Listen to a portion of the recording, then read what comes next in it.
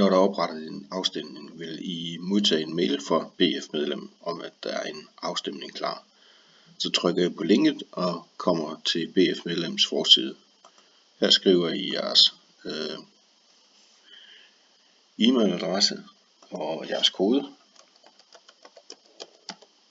og så trykker på login.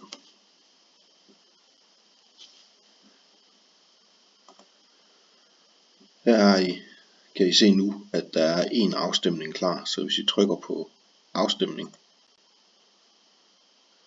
så er der en, der hedder Test ØB, hvilken farve skal frivillighedens biler have i fremtiden. Så trykker vi på afstemning. Herinde kan I se kandidaterne. I det tilfælde her er der altså mulighed for at vælge, om de skal være blå eller røde, men havde det nu været et valg til medudvalg eller et eller andet, så vil kandidaternes navne komme frem herovre i siden, og her er hvad I kan stemme på den. Jeg vil sige, at bilerne fremover skal være røde, og så trykker jeg afgive stemme, og så vil jeg kunne se, at min stemme den er afgivet.